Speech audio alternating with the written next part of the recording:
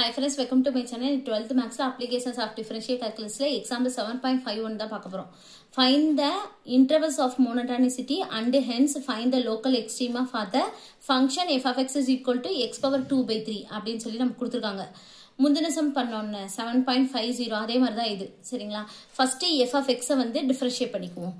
அப்ப f dash of x is equal to இது வந்து என்னன்னா x power n ல இருக்கு n into x power n minus 1 இந்த மாதிரி எழுதிக்கோங்க. சரிங்களா? இப்போ இத மட்டும் நான் தனியா எழுதிக்கிறேன். 2 by 3 minus 1 இது எப்படி எழுதலாம்? 2 minus 3 by 3. சரிங்களா? இது LCM இங்க போகும். அப்ப 2 minus 3 divide 3. அப்ப என்னது minus 1 by 3. அப்ப 2 by 3 x பவர்ல minus 1 by 3. பவர்ல மைனஸ் இருந்தா நம்ம கீழ எழுதிக்கலாம். அப்ப 2 by 3 x power 1 by 3. இதுதான் வந்து f dash of x.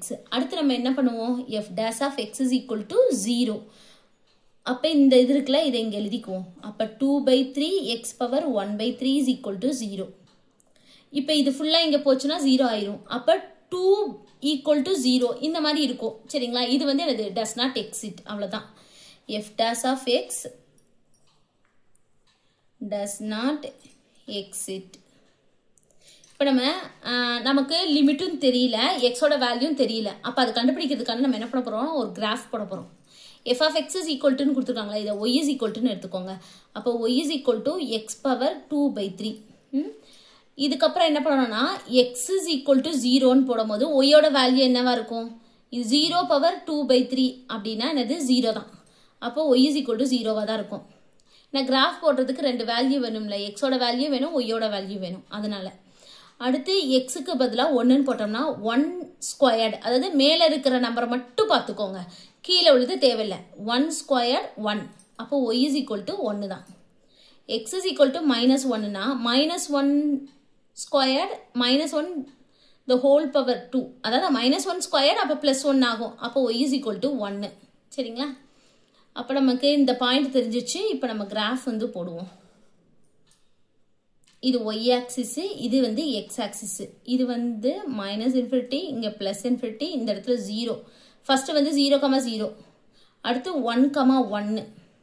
அடுத்து இங்க வந்து minus 1, 1. அப்ப நமக்கு வந்து இந்த மாதிரி டிக்ரீஸ் ஆகி இந்த x is equal to 0 அப்படின்றத வந்து சேஞ்ச் ஆகி இன்க்ரீஸ் ஆகுது. சரிங்களா? அப்ப இந்த இடத்துல நம்ம x is equal to 0ன்றது என்னது? இதுதான் வந்து லோக்கல் மினிமம்.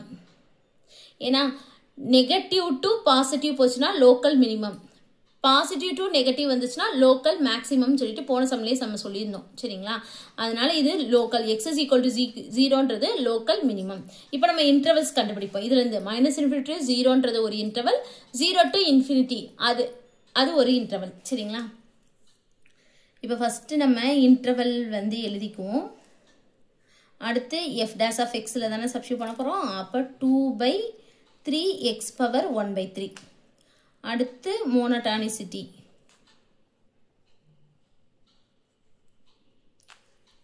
இப்போ இன்டர்வல் வந்து என்னது?